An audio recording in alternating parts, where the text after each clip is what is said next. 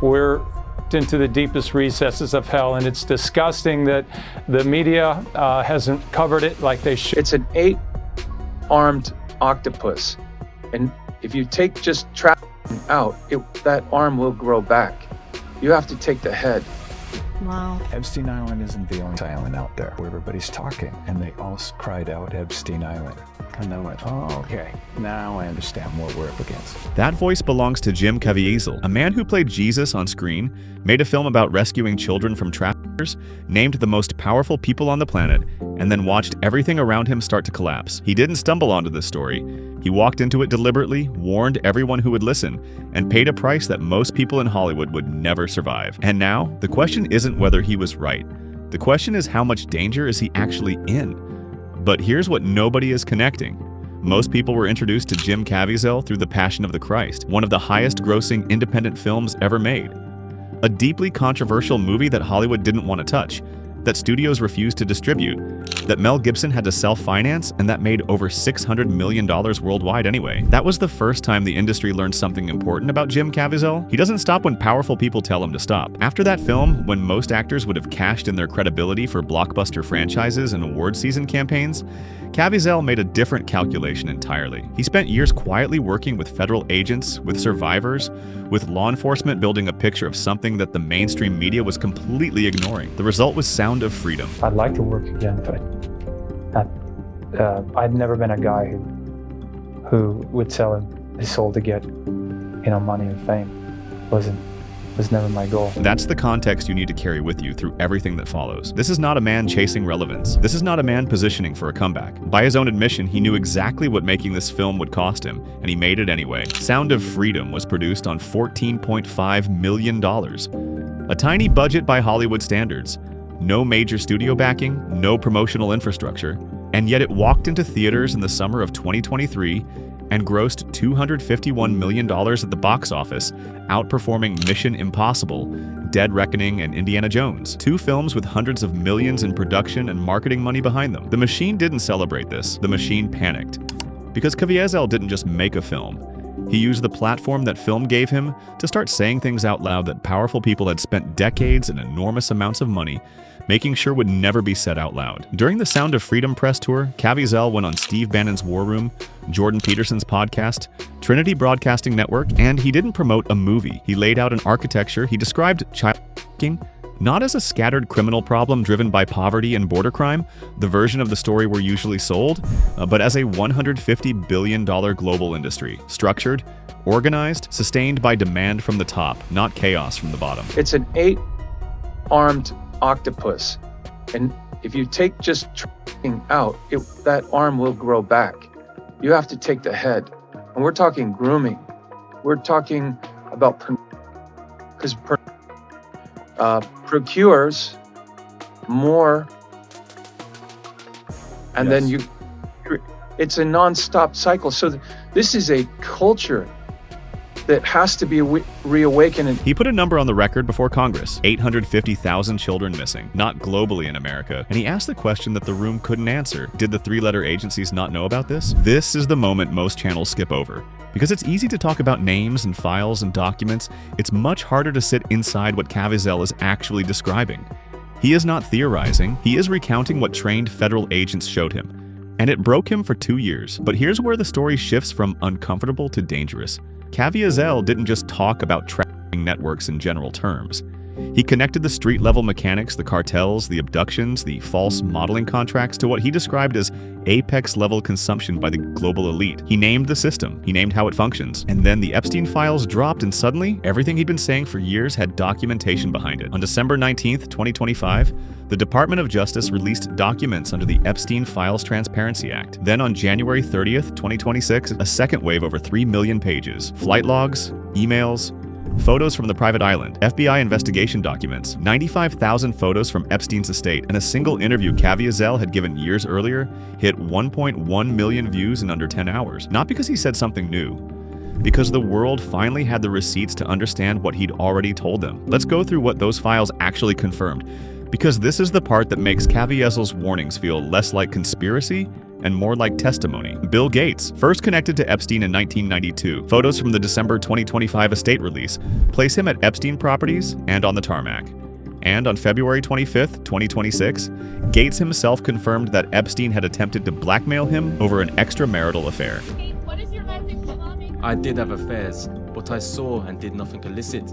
Bill Gates revealed to his charity, the Gates Foundation. Prince Andrew appears in Epstein's private emails several hundred times. In 2022, he settled a sexual abuse lawsuit with Virginia Giuffre. Queen Elizabeth stripped him of his military titles, and then the January 2026 file release produced an email he'd sent to Epstein in February 2011, the day after a photo of him with a then-teenage Virginia Giuffre was published. It would seem we are in this together and will have to rise above it. He then signs off. Otherwise, keep in close touch and we'll play some more soon. Compare that email to what Andrew said publicly. He said, look, because of what has happened, I don't think it is appropriate that we should remain in contact. And by mutual agreement during that walk in the park, we decided that we would part company, and I left, I think it was the next day. And to this day, I never had any contact with him from that day. He said he walked away. The email says they were in it together. Bill Clinton. The December 2025 release included photos nobody was prepared for. Clinton in a hot tub connected to Epstein's estate. Clinton with Ghislaine Maxwell at the Winston Churchill War Rooms in London. Clinton, Michael Jackson, and Diana Ross on what appears to be Epstein's private plane. And when the House opened an investigation in January 2026, both Bill and Hillary Clinton refused to testify. I don't remember anything about it. No recollection of it, but it could have happened. And then there's Howard Lutnick, currently the United States Secretary of Commerce, a man who publicly called Epstein gross and stated on record that he had cut all ties with him decades ago. The files say something entirely different. Emails show that in December 2012, Lutnick and his wife accepted an invitation to visit Little St. James Epstein's private island. They plan to arrive by yacht with their children. Secretary Howard Lutnick, Epstein's former neighbor, recounting his alleged experience with the deceased billionaire to the New York Post. Way back when, they traded those videos in exchange for him getting that 18-month sentence. Lutnick describing Epstein as gross. I say to him, massage table in the middle of your house? How often do you have a massage? And he says, every day. And then he gets weirdly close to me. And he says, and the right kind of massage. The Commerce Department's official response. Lutnick had limited interactions with Epstein. The man planned a family yacht trip to the island. He now sits in the United States cabinet. Caviezel called this an 8-armed octopus. He wasn't being poetic. This is where the story stops being about names and documents and starts being about what happens to people who name those names out loud. The moment Caviezel's platform grew large enough to threaten the structure he was exposing, something shifted. The intelligence media apparatus, the system of studios, outlets, and institutional forces that controls what the public sees, initiated what can only be described as a coordinated neutralization effort. Not a debate, not a rebuttal, an erasure. The strategy had 3 components. First, isolate Caviezel from institutional support. Every major studio, every major network, according to Caviezel himself, was not asked but told to stay away from Sound of Freedom. Most obeyed. And they've done everything they could to stop it, as they did this with the Passion of the Christ. Second, destroy his most important ally. Tim Ballard was the real-life federal agent who inspired Sound of Freedom. A former DHS operative, founder of Operation Underground Railroad, and the one person on Earth who combined Caviezel's massive new public platform with the operational, tactical knowledge of exactly how these networks function on the ground. In July 2023, at the exact peak of the film's cultural impact, Ballard was suddenly hit with a barrage of misconduct accusations by multiple employees. An independent law firm was deployed. It rapidly concluded unprofessional behavior. He was forced out of the organization he built. And then in November 2025, prosecutors in Salt Lake City quietly declined to file any charges. Insufficient evidence. No trial, no conviction. Just the destruction of his reputation during the precise window when it could do the most damage to Caviezel's credibility. Third, fracture the film itself from the inside. Director Alejandro Monteverde, under enormous pressure from the industry, began publicly distancing himself from Caviezel's statements. In interviews with Variety and other major outlets, he described watching the film get connected to Caviezel's claims as making him feel really sick. He said his instinct when the controversy exploded was simply to hide. That moment tells you everything about how Hollywood operates. The director of the most culturally significant anti-trafficking film ever made a film he started writing in 2015. A film that crushed Mission Impossible at the box office, said his instinct was to hide, Not defend, not argue, hide. Because in Hollywood, when the machine turns on you, the most dangerous thing you can do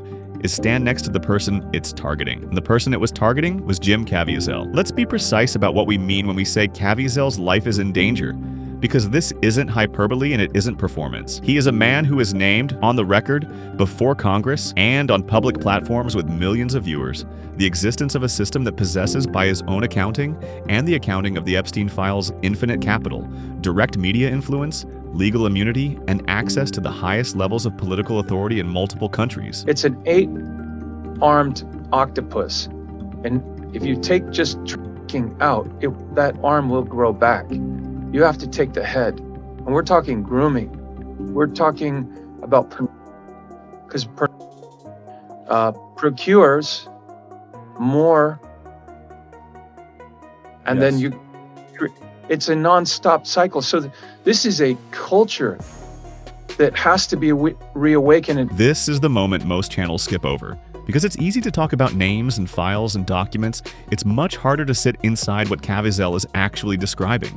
He is not theorizing, he is recounting what trained federal agents showed him. And it broke him for 2 years. But here's where the story shifts from uncomfortable to dangerous. Caviezel didn't just talk about trafficking networks in general terms.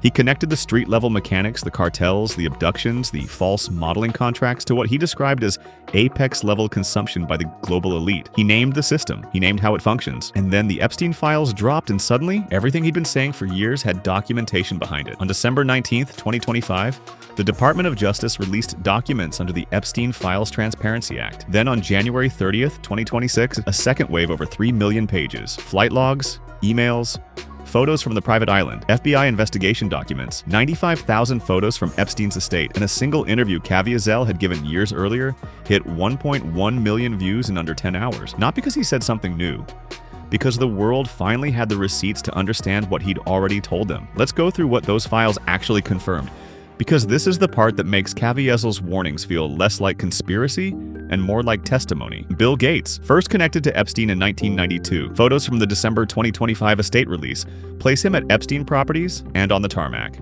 And on February 25th, 2026, Gates himself confirmed that Epstein had attempted to blackmail him over an extramarital affair. The people named in those files are not private citizens. They are sitting cabinet members. They are former presidents.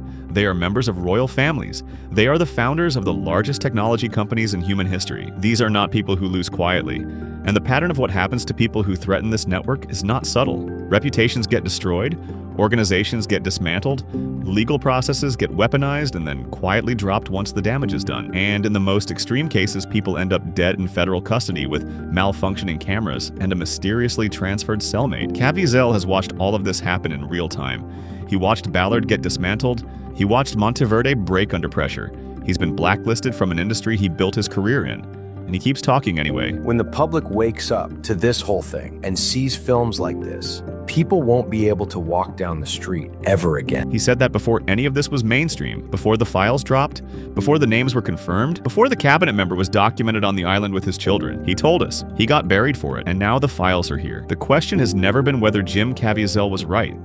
The question, the one that doesn't have a comfortable answer, is what it means that the most powerful people on Earth are willing to destroy anyone who says it out loud, and what it means that he's still saying it. If you've made it this far, you already know this story goes deeper than one video can hold. We've already covered the full Epstein file releases, Naomi Campbell and Ellen DeGeneres, right here on the channel. Links are on screen. Drop in the comments, do you think Caviezel is actually safe? And do you think a single person on that list will ever face real consequences? Or does the money just make the rules disappear? I read every comment. I'll see you in the next one.